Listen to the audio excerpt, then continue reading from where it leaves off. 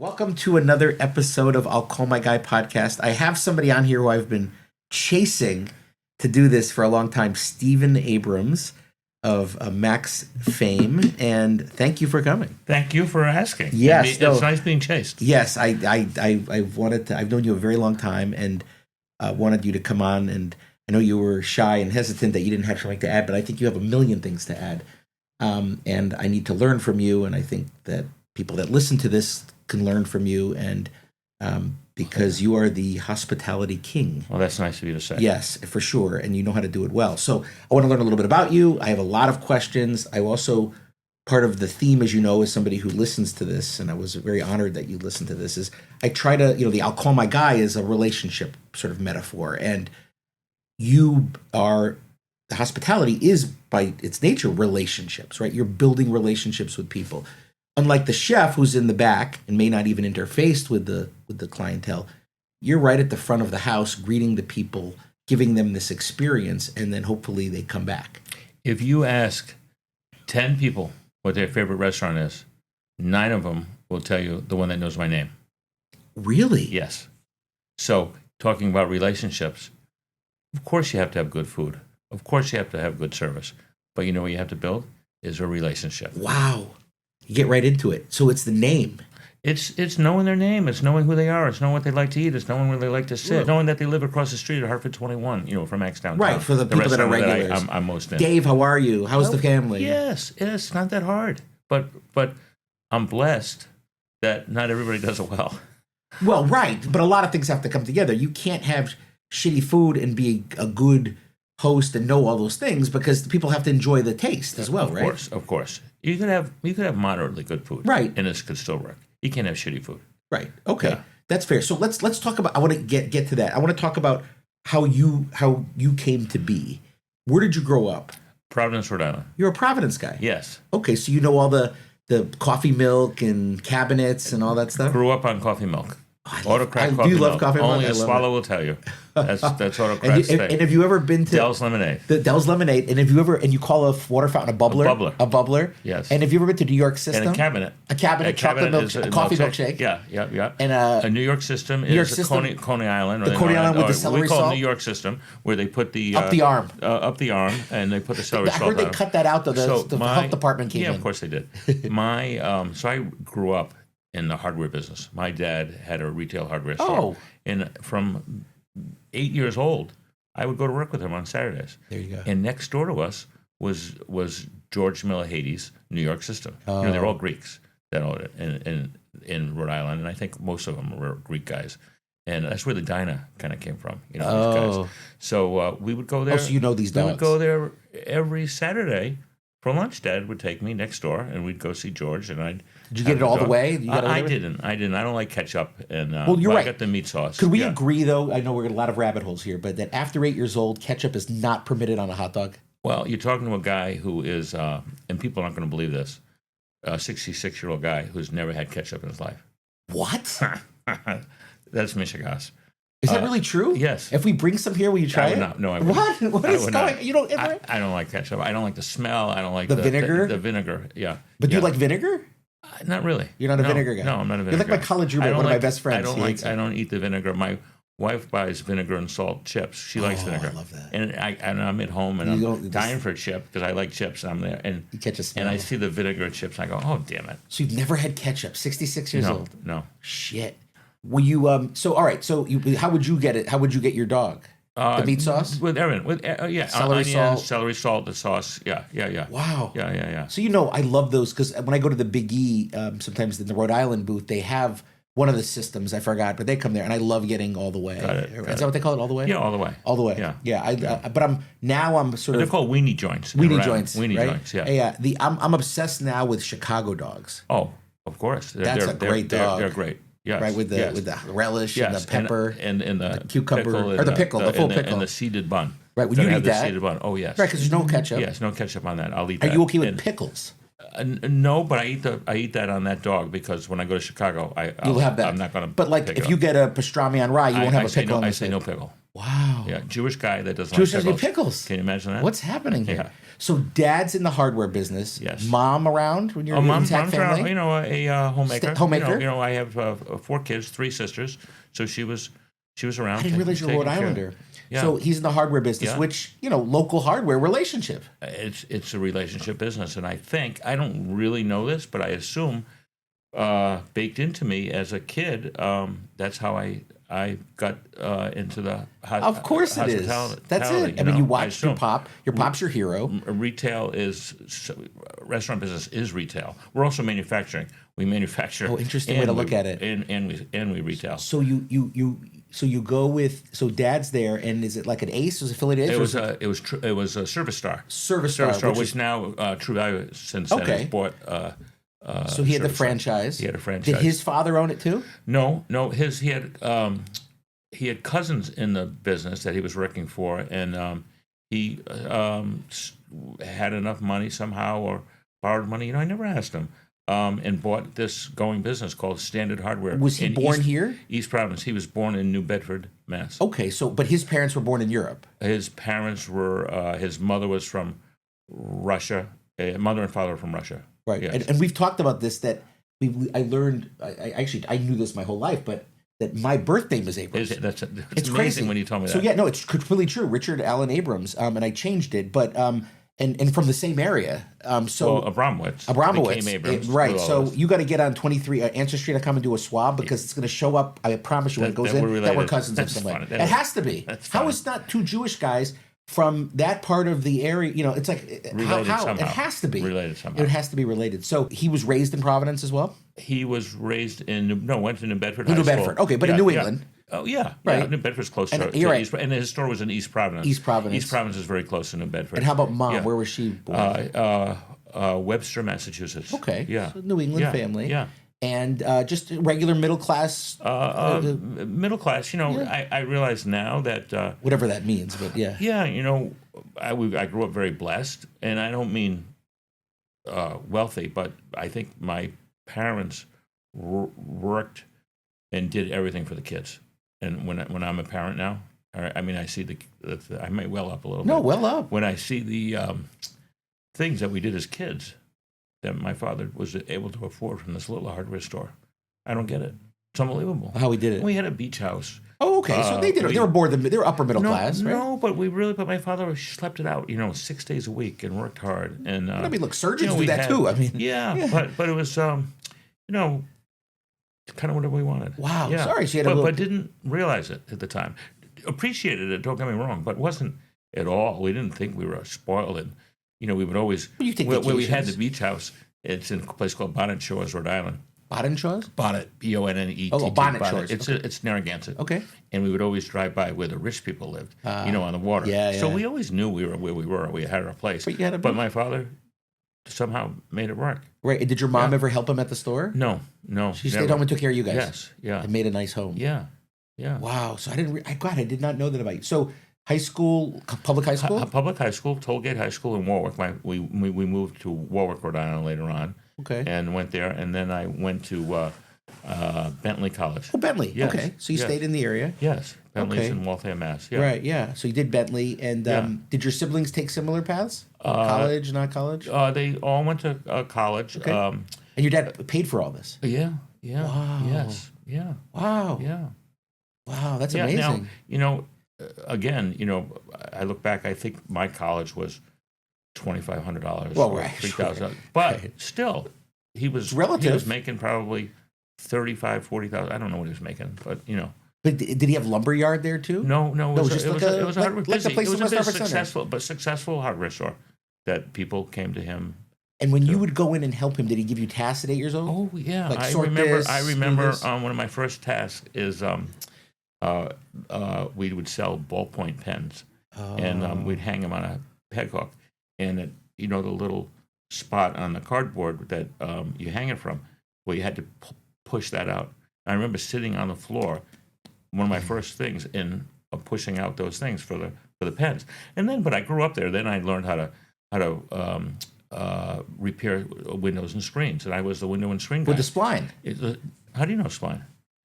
I'm very handy. I don't know if you know that about me. So yeah. I know how to, Yeah, and you have the thing it's a pizza cutter that you roll exactly, in. a roller. Yeah. Yeah. I could repair screens. I could fix screens with the corners. There's all kinds of different corners that go in screens and windows. And then how to replace glass in a wooden Glazing frame. and all that. Glaze. I learned how to glaze. Then I learned how to repair lawnmowers, and not huge repairs, but tune up a lawnmower. Right. Clean it and put a new spark plug in, and figure out the carburetor was gummed up, and spray it clean out. out the carburetor. And, lawnmowers. My dad told me there's two things that go the matter with a lawnmower. You either have no spark or you have no gas.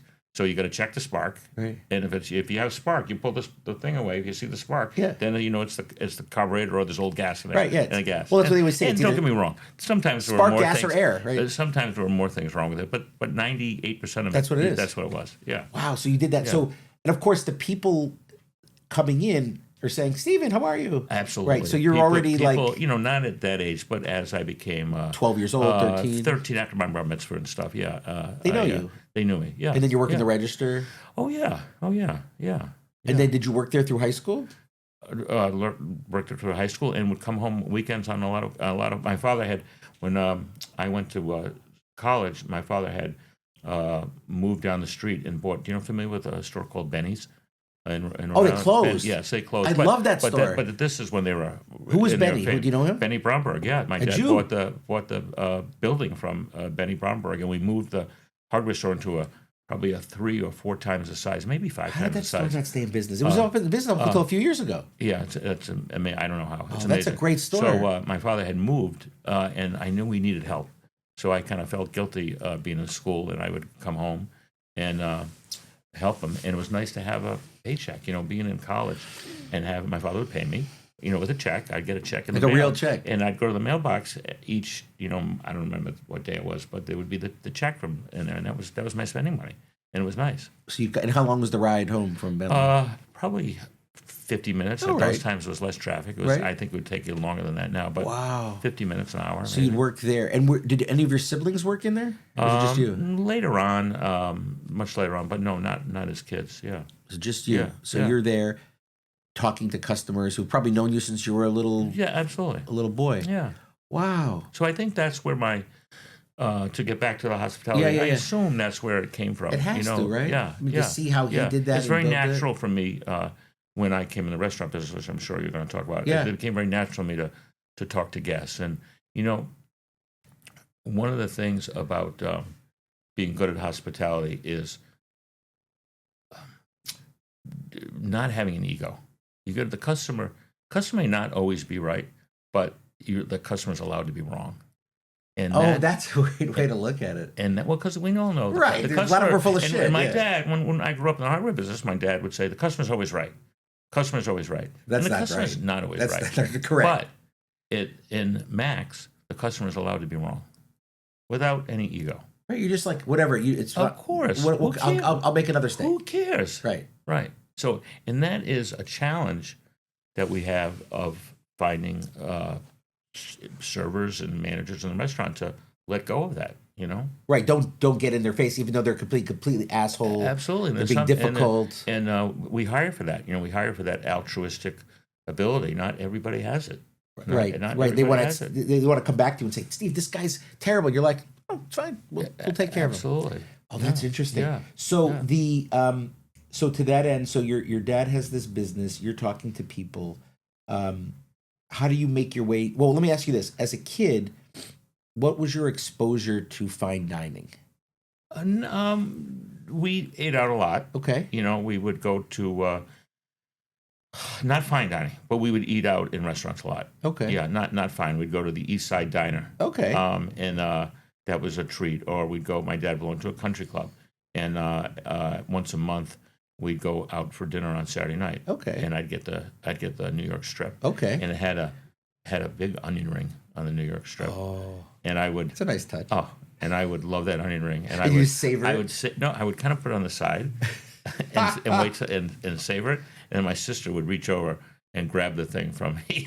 Did you ever try to ask for like a couple of them? I don't remember, but Oh my probably gosh. yeah. So not fine So dining. I did not grow up knowing restaurants. I appreciated restaurants or knew how to be treated, I guess, but didn't grow up like my former partner Rich, who Let's talk grew about up him. Yeah. who grew up dining in the love of restaurants and whatnot. I did not Didn't grow up- have that. And didn't then have that. But I did enjoy restaurants, but not for I just like going out. so when was your first fine dining experience that you remember? Was it college? Definitely, it was college. It was probably dining out with Rich. Rich. Yes. And yes. Rich, is this Yes. true that he was your college roommate? Rich and I were college roommates. That's amazing. Yes. And Max is his uncle. Max Veroff was his grandfather. Oh, his grandfather. Okay. Yes, who owned Capital Candy Company in Hartford in the 40s and 50s and probably 60s. And Rich is retired now. Rich retired just 3 years ago. 3 years ago, right? 3 years He's ago in this Florida month. now? He's half the year in Florida, half the year down in Old Saybrook. Okay. Yeah. So you guys meet in college. He's a Hartford kid. He's a Hartford kid. And are you in the dorm together? He was in the dorms were all connected. It was like they were all tree names, alder, birch, cedar, elm, da da da da. He was in I think cedar, and I was in elm. So it was two away. And you rushed the same fraternity? We rushed the same fraternity. Which fraternity was that? ZBT. Oh, ZBT. Zeta Beta. Yeah. And I did not get along with my roommate at all. I just didn't care for. He didn't care for me. I didn't care for him. And Rich's roommate went home during the year. Oh, I think he didn't come back after Christmas break because he had mono or whatever, something. Right. Rich had, in those days it was very different now. Rich had an empty bed in his room, so I just took my stuff and I moved into Rich's room. Oh, that's and that was it. That was it. Nowadays you couldn't do that. You got to have like call file administration. Yeah. You just went there. I just went there. Right. Yeah. Wow. So you go So there. we kind of and then and we were roommates and we became friends. Rich and I. Rich always worked hard during the summers, so Rich and he worked at school too. He would do these. He would do these things at school and make money, and I, because I worked with my dad, we had pocket money, So he and I would go out. We'd go out for Chinese food. We'd go out to a restaurant, nothing expensive, right? But we'd go out. We'd go out for breakfast to a diner, okay. Yeah. And so, were you the same year in college? Yes. So do you guys live with each other throughout the 4 years?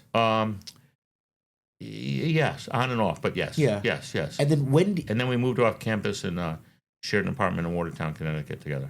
But what brought you back here? Him? Because you didn't have a connection to Connecticut, right? No connection to Connecticut. And we graduated, and what year is this? I went 80, 81. Okay. 81, and it should have been 80, but 5-year program. And I wasn't much of a student. And I went to Rhode Island, went back in the hardware business. I bought with my dad's help, I bought another business in East Greenwich, Rhode Island. You did? Yeah. Right at like you're 22 years old? 23 probably. Yeah? Yeah. And what'd you buy? I bought Greenwich Hardware, and it was from my uncle. My dad's brother had it, my uncle.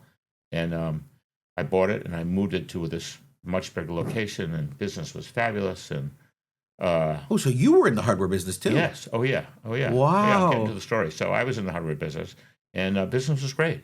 And people knew me in East Greenwich, and people, This is all pre-Home Depot and all that. Well. Rickles. Well, let the story come to you. So I have this big bank loan that we took out. My father signed for me, and to move the store and increase my inventory and make it bigger. And business is great.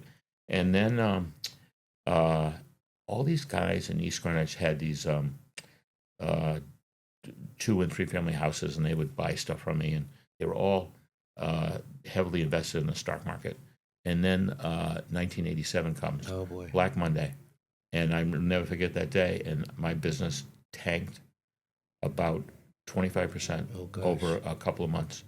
And then about a year after that, Builders Square. Square, I remember them. Opened around the corner from me. Oh. And so I successfully bankrupted my family business. Oh, no. And put out of business. So this is kind of a kooky story. So I am in the process. I know things aren't going well. I have a lawyer involved, and we think we can, sell the business for inventory and pay off the debt and come out clean. So I was, a share house is where buddies get together and they share a house on the weekends. Oh, a yeah, ski house or a house in or the Mount Hamptons. Talk or something. Yeah. So we have a share house in Killington, Vermont, with there's some of the best years of my life. There was probably 12 or 15 of us in the share house, and me and a friend of mine, we went on a limb. We rented the house for $25,000, and then we put ads in the Village Voice to get people, and we would interview them over the phone. And I could tell right away. Now I'm thinking about this. I haven't thought about this in a long time. I could tell right away over the phone whether this person was, can I say douche? Yeah, douche. Whether they were a douche or they were likable. Right away over the phone. It was like that. Oh, sure, and my friend was very impressed that I could size him up. That I could size up. And then when we would meet him, and he goes, "Wow, you were right. He's a good guy." And I go, "Yeah, let's get him." And we filled up this house. So one of the young ladies in the house brings up a guy one weekend. It was Hanukkah, and he's making us potato latkes. And he's making latkes better than my booty. Whoa. He's got the blood of the knuckle in there, and he's doing great. And him and I are kind of bonding. He was a Hamisher guy, and we're just we're talking. And we ski together the next day, and I tell him, about what's going on in my life and what am I going to do. And I'm thinking of selling the business. He goes, "You got to get in the restaurant business." This is what he says to me. Doesn't know anything What's about my buddy. What's the guy's name? Do you remember his name? Of course, Steve Gold. Steve Gold. He, Murray's Chicken. Yeah. He brought Murray's Chicken to be. Wow. Yeah. So Steve Gold says to me, "Why don't you get in the restaurant business?" I go, "I don't know anything about the restaurant business." He goes, "But I can tell from your personality that you'd be good at it." And I go, "Well, what do you know about it?" He goes, "Well, I work for a guy that is a investor in a restaurant in Manhattan called Tattoo, and we're looking for a new manager, and I think you'd be great at it." I go, "I don't know the restaurant business." He goes, "We would teach you." So I go back, I sell the business. I moved to New York. My sister and brother-in-law lived in New York. I lived in their apartment with them for about 6 months, and worked morning, noon, and night for this restaurant called Tattoo. Doing what? Which was on 151 East 51st Street. Okay. Great address. Right. Doing everything, but running it. And the place was turned into a nightclub. So it was a supper club. Oh. And they would serve dinner, and then the tables would magically schlepping the tables, and then it was a scene, but a real scene. These guys eventually went on and watched Studio 54 after it went broke and all that. So I mean, a real scene. I didn't know it at the time. Right. But there I am, schlub from Rhode Island, right. In the hardware business, and I'm taking care of things, and that's so. Anyway, they opened a restaurant in Colorado, and they asked me to go out and run it for them, which I did. Got fired because I didn't know what I was doing, and Rich came out to visit me. Rich, and he was married at the time, and said, "I can't believe that you're running this restaurant. You don't know about the restaurant business." I go, "I know, but I got this fake it till you make it." It wasn't. Yeah. I never heard that at the time. So got fired from that job. Came back, and I called Rich. I said, "Rich, I think I like the restaurant business. Would you consider hiring me?" He goes, "No." But what's Rich doing at the time? He's has Max on Main on Main. This was 1991. So and he Rich had already opened up. Rich opened up in '86. So, but he came to Connecticut, back to Connecticut where he's from, and wanted to open a restaurant. He knew in college he was going to have a restaurant before he was 30. In what college, did his dad do? His dad was an accountant. Bloom Shapiro. Oh. Was his dad? It was Shapiro Rosenthal. Oh. And then they merged with Bloom Shapiro. Yeah. Oh, I didn't know that. Okay, yeah. so he wanted a restaurant, and he had Max on. Was it called Max on Main? Max on Main. Yes. Downtown Hartford. On the south end of Main Street. Yeah. Okay. Yeah, not in the south end of Hartford. So you but asked southern him for a Main. job. I asked him a job. He says no. He goes, "You don't know anything about You just bankrupted your family's business. You got fired from your job out there. Right, what are you giving me? Right. And so I drove. I remember, we were best buddies. So I kind of drove up to see him, and I said, Rich, I think that I would kind of be good at this, if you teach me. And we're talking across from Max on Main and Max Bebo's. Do you know Max Bebo's, the deli? Yeah. There used to be one right across from the old Max on Main in 250 Main Street. And we're sitting there, and he's facing the counter, and I'm facing him. And he goes, you want a job? Tell me what's wrong with this place. And I go, I don't know. I just walked in here. He goes, well, what did you notice when you walked in here? I go, I noticed there's a shitload of paper on the floor. He goes, you're hired. Because I noticed that the place was kind of messy at the time. So I was fortunate enough to be hired by Rich, and Rich was working a lot of shifts in the restaurant in those days, and I was working side by side with him, and I learned the business from him. From your best friend? From my best friend, who, when we were in the restaurant, I was not treated like a friend, believe me. It was very tough, and it was fine. It was great, but I learned from him, and I became, so I was an assistant manager, covering shifts. I tell this story when we all get together, and I've only asked for a raise once since I've been with Max Group, and so I'm there for about, I want to say, I wasn't making any money. I was, nor did I deserve to, because I didn't know the business, and I asked for a $50 a week raise, and he said, "Why do you need a raise?" And I said, "I don't know. I kind of want to maybe move, get a, I think I could. I'm working hard." He goes, "All right, I'll tell you what.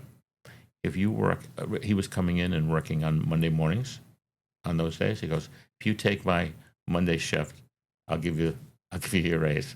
So I said, "Of course."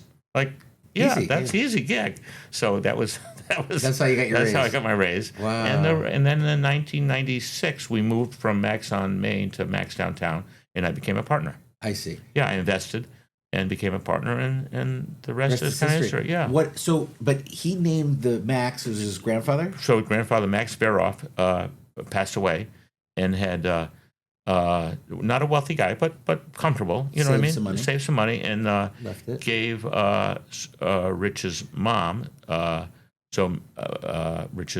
Rich's mom's brother, Max. Okay.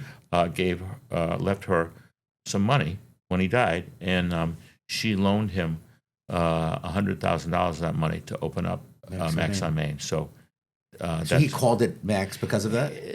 No, there's a longer story. I don't know how much time we have, but it was going to be called South Green Kitchen and Bar. Oh. Because that was the South Green down there. Okay. Nobody knows that. Oh, I didn't know So that. he was going around to the lawyer and to his accountants, and everybody would go, "What's the Michigan South Green?" And this is people who lived in Hartford their whole lives.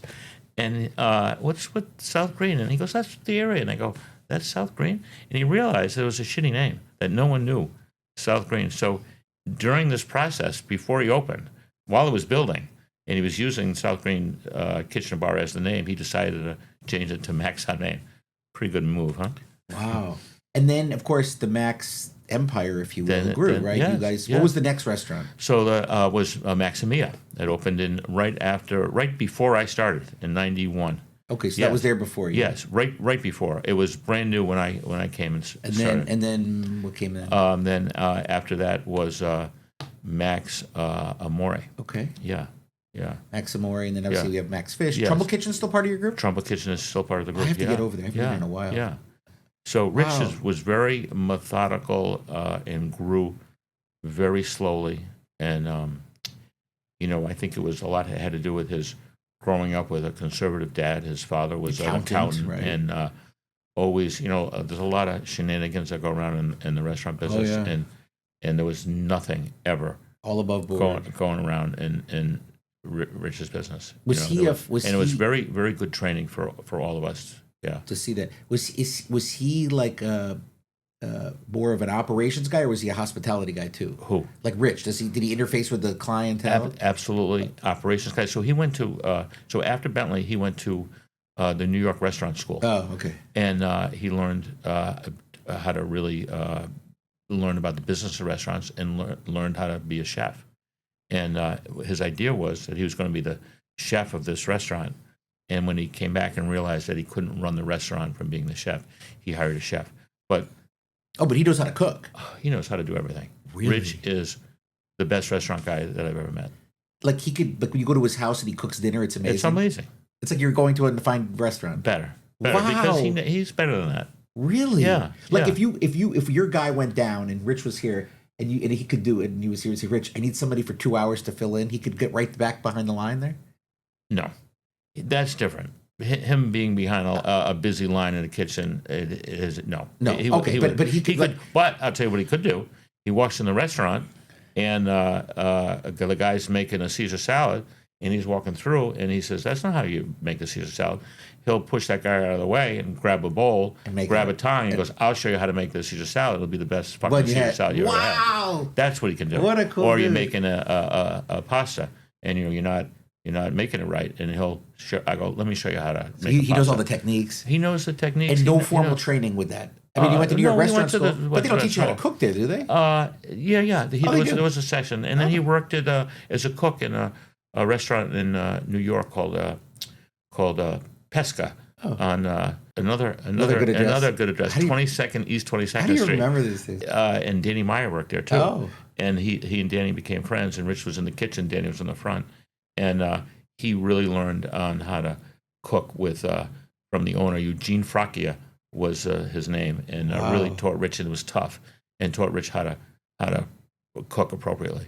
So you become a partner at Max, and your role there, like, what would you like? Would you be considered like a maitre d'? When I first came on, absolutely. Like I was a but like now, I mean, obviously you're the owner and partner, but like, I mean, you strike me as somebody. I mean, you're not working in the kitchen, but you're there overseeing. But you gotta, you're not working in the kitchen, but managed by walking around. I'm doing everything. Are you at the pass?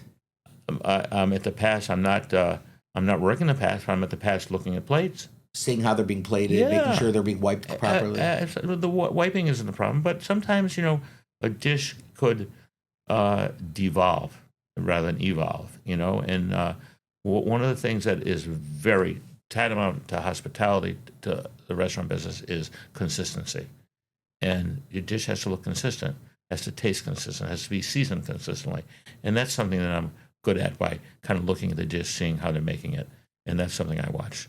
And you're walking around, you're greeting guests. And I can see that as I'm greeting you, that I'm looking at your salad. As you don't know I'm doing it, but I'm looking at your salad, and I go, "There's too much dressing on that salad." Next thing I do is after I say hi to you, I go to that kitchen. I go, "Hey, the salad on 23, that's way too much dressing on it. Let me see your ladle." And sure as shit, they got the wrong ladle. Oh, interesting. Yeah. So you're sizing up the product as well. Absolutely. And then are you also looking if the customer hasn't touched something or they're... Oh, yes. If something is coming back, or well, hopefully I see it before I see it being back to wrap up. But, when somebody's bringing something back to be wrapped up and it's hardly touched, I'll go, and they go, "Oh, no, it's fine." But I go always over to visit because sometimes it's not always fine. Sometimes they don't want to be a bother. They don't want to tell the server. Right. People are too polite. Well, some people... I can usually get it out of them. Right. Like, you sure? Like, how can tell me? Like, because there's different personality types. No doubt. I'm the one. I don't want to cause any problems, right? And unless something's really bad. But if I came over to you and you didn't like it, I would probably get it out of you, even if I didn't know you. Even that's right. But if I do know you and like I know a lot of chefs, whatever, I always tell them because they're my friends, and I say, "Guys, there's something wrong here," because you want to hear it from me. I'm not going to go online and hammer you. I'll just say to you, "Steve, there's something." Our friends tell us. Our not friends tell 10 other people. Yeah, and they go on the reviews. But what's even worse is, yes, the reviews are that's that's a whole other That's a whole hour. That's a whole other thing. But you go back to the office, back when people go to offices and they go to the water cooler, the bubbler, and "What'd you do? What'd you do last night?" "Oh, I went to Max downtown." "How was it?" Not as good. It's expensive. It wasn't that good. That's what they say. So then when their spouse says, "Where do you want to go?" That's off the table. Yeah, that's what. And that person says, "Oh, Oh, let's go to Max Downtown. No, so told me she not went that there. good. It wasn't that good. And that you're done. You just lost the $200 meal. And in order for a restaurant, a new restaurant in particular, to be successful, a lot of new restaurants open up, you have to have 99.9% of those people walking out of there and telling everybody that they got to go there. That's how a restaurant generates business. That's how you get busy. Is everybody walking out of that damn place holy shit, that was amazing. saying that was really good. The service was great, the hospitality was great. And you're not going to get that in a new restaurant. It's hard. But, if you get, at least the food is good and, so-and-so, and they recognize me and, yeah. That worked out. Yeah. What, you brought something with you. I brought a prop. A prop, thank you. So this is these are your operating values. Yeah, right? this is. Let's talk about this. Who wrote these? The partners did. Okay. Back in a long time ago, and this is our Bible. And the partners got around, and we kind of said we need a Bible to. It was as we grew. You need systems. It got your systems. Rich used to be in every restaurant every day, and if he didn't see someone doing something right, he could say, "What the fuck are you doing?" Right. You can't operate like that anymore, obviously, for good and for bad. All right. No, right. So you needed a set of values that you could instill upon your people, and this is our values that we have. And the servers have to come in and learn this. Learn it. They have to carry it with them in their wallets, and it's really if they're in a situation that they don't know what to do, and there's a manager that's not there, which is very unusual, but this will show them the path. This will be the lighthouse to get you home. Right. So be creative and innovative. So be creative and innovative while delivering our guests the best cuisine. So you've got to always be creative. Got to always be innovative. The chefs have to, bring in new items. Right. You can't be doing pot roast all the time. Not all the time. So you've got to be creative and innovative. Right. Serve guests in ways that continually exceed their expectations. Right. Always be exceeding their expectations. Anticipate their needs. If they're coming in on a Saturday night at 5:00, they're probably going to the theater. Right. So ask them if they're going to the theater and what time they have to be out, and get their valet ticket to the valet so the car's waiting for them, rather than them have to tell you. Right, and they're stressed out. We're going to park. It's not that hard. Right. It's not that hard. Just anticipate their needs. Okay. And on there, we talked about it a little earlier, is one of the things. Guests are seldom wrong, but when they are, we allow it without question. Very important. And if you don't get that, if you come on board and you say, yeah, when you're being hired, and we see you on the floor for a few weeks, and one of the things you do is saying, you come to me and you go, you know what, this guy's telling me this salmon is overcooked, but it's perfect. I don't know what he's talking about. I kind of know that he's not the right guy for us. Who cares? The guest says it's overcooked. He doesn't like it? It's probably not overcooked, but if the guest says it's overcooked, it's fucking overcooked. Right. Just get a new one. Right. And so they kind of get the wrong, if we hire the wrong, we make a bad hire, they kind of get their back up. Like the guests are taking advantage of us. Who cares? We have what we call charitable assumption. I don't think that Mr. and Mrs. Miller that night were driving from Gloucesterbury into downtown, and she said to him, honey, I'm going to try to get a free meal tonight. Right, they didn't. I'm going to complain about my chicken after I eat it and see what happens. And, we believe that most of the time they don't do that. Maybe it happens a couple times a year. It's infrequent. So be it. But if the guest tells you after they ate their chicken that it was dry, it was probably dry. Take the chicken off the check.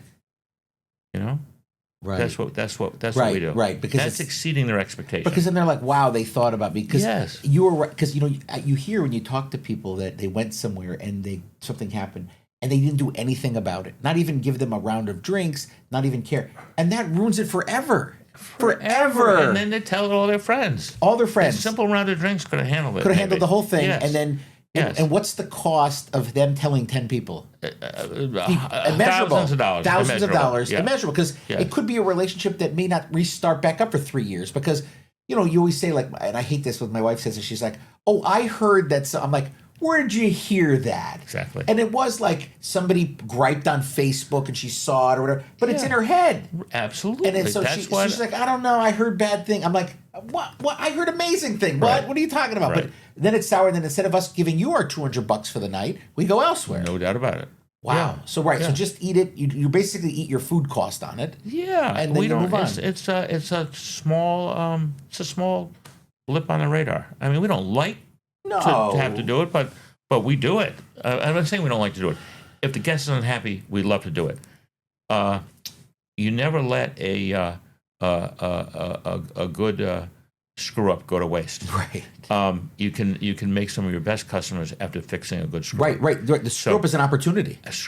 A good screw up, where you ruin everybody's meal, can be a great opportunity. Because then you come in and you rapture them, right? You invite them back, you rapture them. I mean, some of the things we've done. But yeah, it's a good screw up is some of our best guests came from because screws people up. understand it. If you apologize and say I'm sorry, and do it with meaning and empathy, how bad can they get? Well, everybody knows we're human beings and we do this. Yes. So treat guests and team members with the same amount of grace and dignity. Obviously, we say we're ladies and gentlemen serving ladies and gentlemen.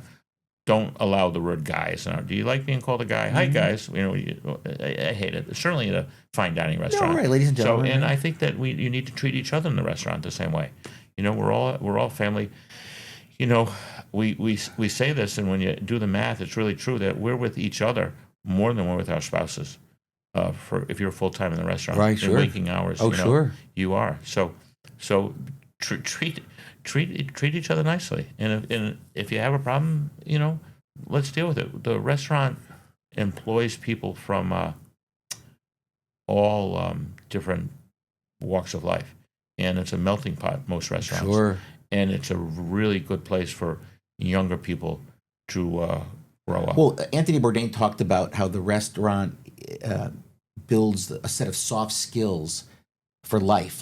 And everybody should work in a restaurant at one point in their life. Well, in Israel, you have to go in the army for 2 years. Right, required, men and women. I want Donald Trump to say that everybody has to work in a restaurant for 2 years. Everybody when they turn 18. It's probably his restaurant. He's going to collect all the money. Everybody at 18 should work in a restaurant for 2 years, and it would make the world a better place. It would make the world a better Yes, place. it would. Right, because you work with people that are... You work with some underprivileged people. You work with some overprivileged guests. You get the whole gamut. You see what it's like to be poked around. That's a right. bit, And then you also have... but then there's the whole restaurant scene where a lot of the servers and the line cooks, they're all hooking up with each other. Because you get out at 1 a.m, you have nowhere to go. I'm way too old to see that scene anymore, but but that happens. It happens. That Yeah. happens. They go out, they drink. They have fun. Because you can't really have a dating life if you're in that business. It's hard. It's hard. Yeah. Let's see here. So all team members are responsible for the entire guest experience. What that means is you flag down another server because you can't find yours because you want another cocktail. That server is responsible for getting you the other cocktail. Interesting. Right. And that makes sense. So they follow that through. They can either ring it in and go bring it to you. They're probably too busy to do that. But they'll ring it in. They'll ring it in and told their server that, hey, I rang in a cocktail for table 6, seat 1. He wanted another cocktail. I rang it in for them. But that server who you told is now responsible to make sure the next time she goes by there to see if that cocktail's there. I see. That's following it through to make sure, because the other server is probably, the term in the weeds. Oh, yeah. They're busy. They're in the weeds. So they run over there to get the cocktail order, which means they're a little busy. The other server rang it in for them. Maybe they're a little too busy to get it from the bar and bring it over to the table. So that server is going to make sure that the drink now gets to your table. Right. So it's just a little backup following. Interesting. Through. But that's always an important thing because I've been in restaurants where I flag I'll get your server for you. Yeah, that bullshit. They can just take 2 seconds and do it, and then I'm like, wow, this is great. It's seamless. It comes. Yes. That's bad. That's bad management. That's bad management. That's just a training thing. I think it's bad management. Yeah. Yeah, because it's not a big deal, and the person flags it down or say, hey, can I? Or the other one that sort of you get a sigh sometimes is the person who brings the food, the runner or whatever. You're like, can I have some ketchup or whatever? Not ketchup. I won't say ketchup. No. But whatever. You say, can I have something on the side, a little Dijon or something? I'll get your server for that. Yeah, and you're like. But how about this? I got one for you. If you don't hire the right people, you order your side with ketchup, and you get it, and there's no ketchup. And now you're going to wait for the server and say, your food's- I didn't get ketchup, and they'll go, oh, you wanted ketchup? Like it's the first time they heard it. They just fucking say, I'm so sorry, I forgot. I'll go grab it. It makes all the difference in the world. Right, and then people don't make it understand like it. the first time you ever heard about the ketchup because you heard it. Right, and even you forgot, right? You You're busy. forgot. Yeah, it happens. You know how many And things I people forget a day? Right. So they say you say that. Oh, no, I'm so sorry. I'll go grab I it. hope they do. I mean, I don't hear every interaction, but that's what I tell my They want to people hear to say. that. But you know, Yeah. one of the things that one of my friends who consults with, just to sort of tie this over to people in my field, because I'm in a service business too. Of course right? you are. My widget. I don't know anybody who likes their divorce attorney. I have a lot of good reviews. So I don't know. But it's, the joke is people come in and they say, did you win? You win your case. And I said, well, yeah, they're divorced. Yeah, I always get them divorced. I always win. The question is, what are the terms? Right. But the people that did the bear, they have this thing called unreasonable hospitality, I think it's called. Yes. And they came and spoke to my friend who consults with lawyers about this. And he was trying to use the restaurant industry concepts of unreasonable hospitality for the service industry, like lawyers, and you're servicing somebody. And I think this is all transferable to almost any service industry. Absolutely. Right? Like, Absolutely. for instance, Jillian, who's been with me for years, she's the first thing when people call in and they want a consult, right? They had a fight, or they got arrested, there's a domestic, whatever it is. And she's the first person that they talk to. How can I help you? What brings you in? And all of these things, it has to be a consistent response like that, because if the first time they walk in and they're not greeted, hi, welcome to Max, may I take your coat? You are speaking my language. Right? Rich, you call and I have two in mind that I do business with, not for the restaurant personally. Right. My guy who does my heating, I have a contract with him. You got a guy? Yeah, I got a guy. And you call them, and the woman is a gatekeeper on the phone. Right, of course, because she's not helping you. Right away. Do you have an account with us? Yes. Steve Abrams, Hillsborough. I've been doing it for 40 years with a guy. Okay. And tell me the problem. Can I talk to the service manager? He's not available at the moment. Right. Did you check you have oil?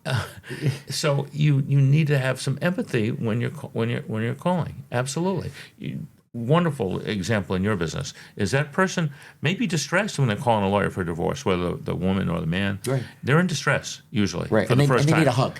They need a huge hug, and you need to tell them that everything's going to be all right. Right. And we do that. And when we get them in, I like to say to them, and again, this can't be faked either. And one of the things that is so important to me, and we talk about this on the pod too, is authenticity.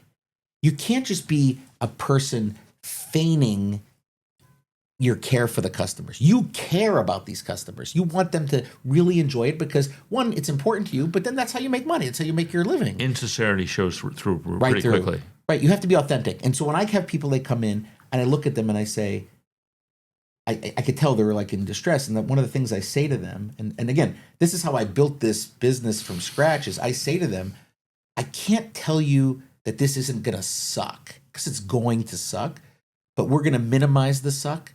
You're going to come out, you're going to be better, and your life's going to improve. I can guarantee you that. Lawyers can't give you any guarantees, but I can guarantee you that this will get better. That's great. That's all you can do. That's great. But it's the same kind of thing. And then my staff and my team has to be consistent throughout it. Now, we have different things where sometimes, because we have ethical rules we have to abide by. Like a client's not taking our advice. They're not listening to us.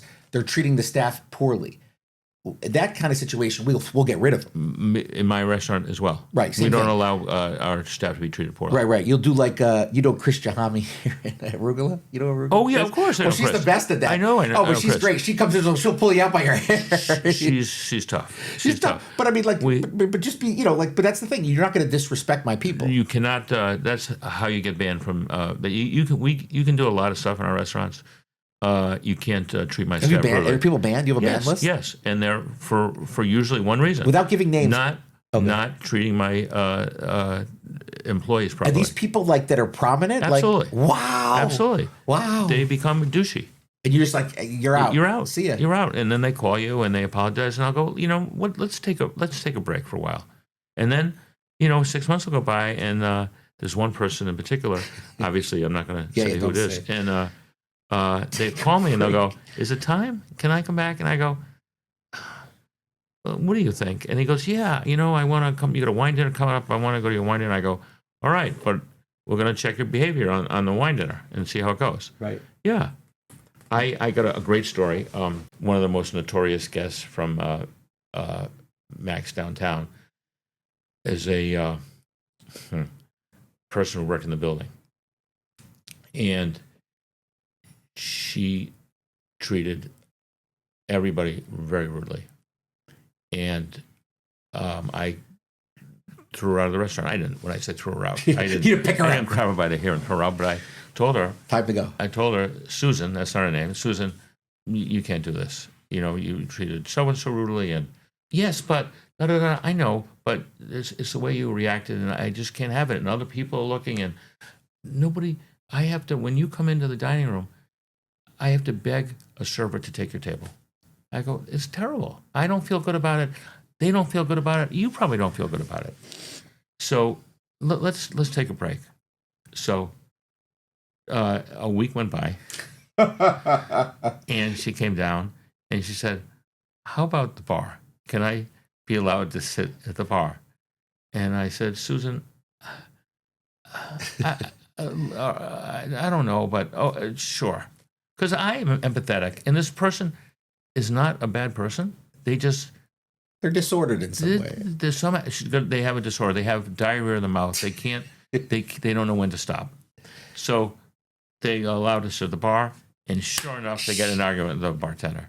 And I said, "Susan, you're done. You're done." 6 months later, they're back in and whatnot. That's amazing. Story. We catered a party at this person's house, and my partner and president of the company, Scott Smith, who is the president of all the Maxes. Oh yeah, he's the big deal.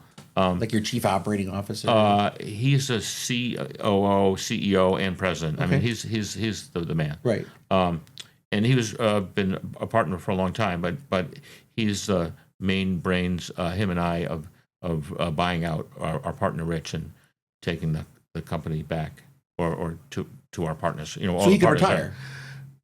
Yes. Right. So Scott, this Susan, who's not a real name, had a party at her house in Farmington, and Scott knew what a pain in the neck she was, and he kind of at that time Scott kind of oversaw catering with all his other duties, and he went out to check on it, and she complained to him on how messy. She would have thought that they would have cleaned it was outside on their deck, and she would have thought that the crew would have cleaned the deck before they set up. So he spent 45 minutes sweeping and picking up the deck for her and blowing it. And that's the kind of person that this person is. I hate those kind of people. So anyway, that's an interesting story. All right, a couple more. Let's see. So we are very rich. Grew up in a very philanthropic family. The Rosenthals were always very involved with arts organizations, with Jewish philanthropy, with the temple and everything. And Rich, that's why Rich grew up. And when he had the resources, when he was successful in the restaurant, he was always doing things for arts and sometimes charity for the overprivileged and sometimes charity for the underprivileged. There's a lot of needs, obviously, in Greater Hartford, and we were Hartford-based. And that was impressed upon all of us partners is to be philanthropic, and we impress upon that to our servers that there's going to be times throughout your career with us that we're going to ask you, not tell you, we're going to ask you to work on a party that we are donating, and you're not going to get paid for it. You're not getting a tip. I'm not making you do it. I'm telling you that this is part of things we do, and we hope that you see through our philanthropic, see to it that you like it. I was just reading a psychologist who's like a sort of not a forensic psychologist, but a psychologist, like a sociologist almost. And he said, and I'm curious what your thoughts are, the more that you give philanthropically, charitably, the more money you make. He said there's a correlation scientifically. I believe that. There's also books and whatnot, and I have to tell you, I read the cover. I don't really read the book. Yeah. But how the more you give, how much better that you feel. Well, right.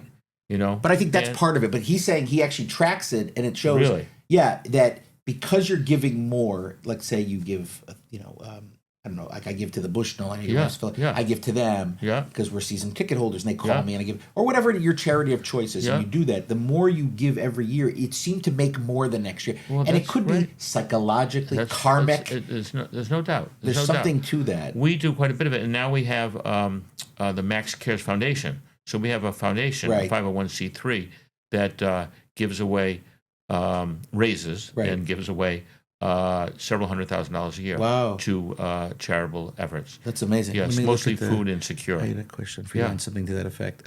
What would you tell the, like if you could talk to you when you were in 1987, what would you tell that person, that earlier version of you? That a lot of people strike out. Not everything works out, and you live your life. And I would tell them that there are 10 things that take zero talent, but will get you 100% respect. So if you fail and you move on, being on time,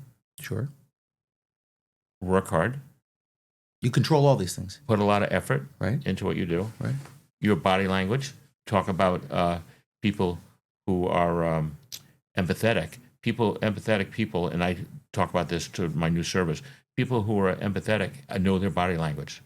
They know they have eyes behind their head. They know that they're not getting in the way. They know how their face or their their eyes look when they're listening to a guest with a problem.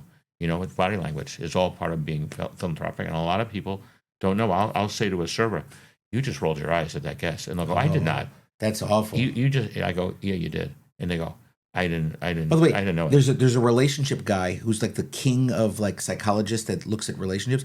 He can predict divorce with 93% confidence by looking at them. If the couple is in session together and one rolls their eyes at another one's claims, it's headed for divorce with a 93% accuracy because it's disdain.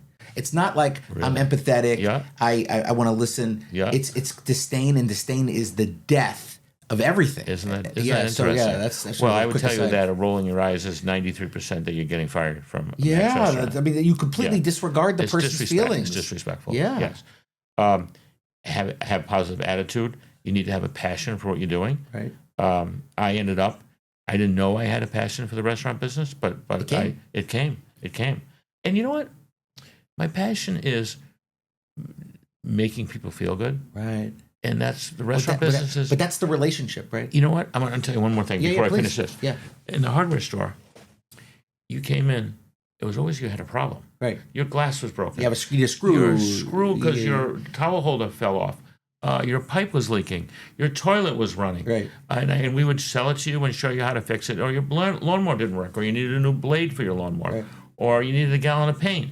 That was in those days $11, and now it's $85.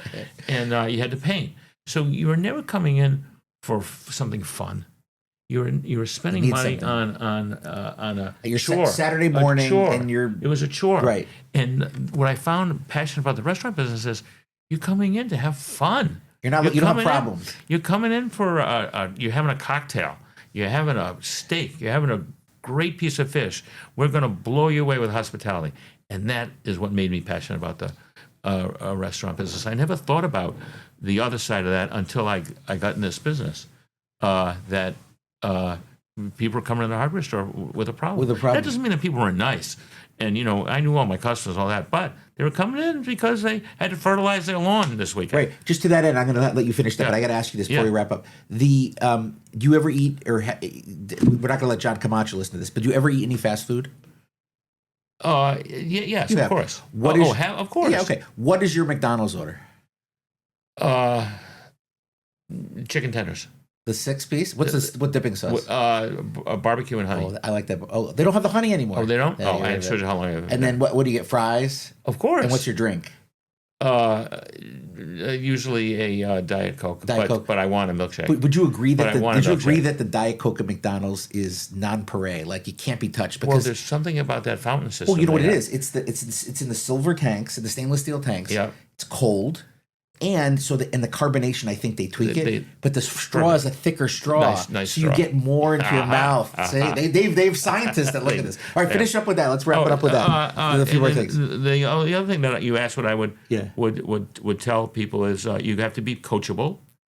People, if they're not coachable, a lot of young people don't want to be coached. Right. They think they know it all. They think, I see a new server that I'm hiring that I'm telling them, hey, you brought the coffee to the table in a mug, and we taught you in training that you bring the mug and you bring the carafe and you pour it at the table. And they look at me and they kind of dismissive, and I know right away that server's not going to make it. They're not coachable. Rather than saying, I'm sorry, you're right, I forgot. But even today, I would suggest that you're even coachable. Oh, absolutely. Right, because somebody could come in. Everybody needs to be managed. Well, no, but even at your experience and senior, even me, I've been doing a lawyer for 25 years. You've been doing this forever. Somebody could come in and they could say, "Hey, Steve, have you thought about this?" And you're like, "Oh my gosh, Rich, I'm a sponge." Right. I'm a sponge. You can learn from anyone. I can learn from. Because even a new server, right? I would imagine that maybe you had an experience somewhere else can tell you something. You'd be like, "Oh my God, that's cool." There's no doubt about it. And people who are closed off to that are usually not as successful. You talk about being coached, and you mentioned the book Unreasonable Hospitality. Right. That's Will Guidara. Will Guidara, that's who it was. And I am a disciple of, I'm a disciple, but I follow I get his emails. Right. I read the book, and he's a disciple of Danny Meyer. Danny Meyer, right. And he is great in this. You probably don't know this, but his right-hand man is Billy Peel. And Billy Peel is from West Hartford, Connecticut. Oh, is he? And that is Will Guidara's right-hand guy. Right. He I think that's the one who did my friend's thing in Charleston. They did for lawyers. He brought in the restaurant industry. Okay, so that's what Billy Peel does for Will. And Billy Peel was a general manager of 11 Madison Park when Will owned it. That's right. He did. My friend posted about this. Okay. He did say that. But he's teaching lawyers. He grew up on Orchard Road. That's amazing. And here in West Hartford. And my buddy who I mentioned off camera here, Austin Perkins. Yeah. That's Austin Perkins' cousin. Oh my gosh. So I'm friendly with Bill Peel, I never met Will in person, but it goes to show you that my friend hired them to bring in to teach lawyers in the service industry, PI lawyers, any type of lawyer. Yeah. How what they do in the restaurant at 11 Madison Park, what you do at Max Downtown, this is transferable to any service industry. It's the same stuff. It's the same stuff. Success leaves breadcrumbs, right? I mean, you could follow this and say, but it's also a way to comport your life too. Treat people with dignity, be on time, be empathetic, be professional. Recognize that people make mistakes. Like all of these things are so important, and yet so many people don't do them and fail at things. Don't do them, and we have young people who start off as a host at Max Downtown, and sometimes they're 19, 18 years old, and they might not have had all the advantages that you and I had growing up. And I feel like I'm their father, right. And I tell them, and if some of them kind of get it, and some of them are dismissive, but how to be a better person, or why it's so important to be on, and why I'm only 5 minutes late, and you have to explain to them, for life on why 9 o'clock really means 8:45. Right, because if you're not early, you're late, right? Yeah, right. Well, Steve, thank you so much for doing this. I know that you didn't think you'd have a lot to say, but you have a ton to say. You're somebody who I like very much and admire, and always liked. Coming into your restaurant, I still do. I go there all the time because I'm going there to be happy, to be made happy. Not like the hardware store. Not the hardware store, right? I'm not looking for a screw or the wife's something pulled out of the wall and I need a Molly, as you guys would call it. Molly, remember Molly? Good for you. Yeah. No, I know this stuff. So you come in and you just feel like $1 million. So anyhow, thank you. Oh, thank you. It was a pleasure. This was fun. Yeah, thank you, Steve. All right, Rich. All right, appreciate it.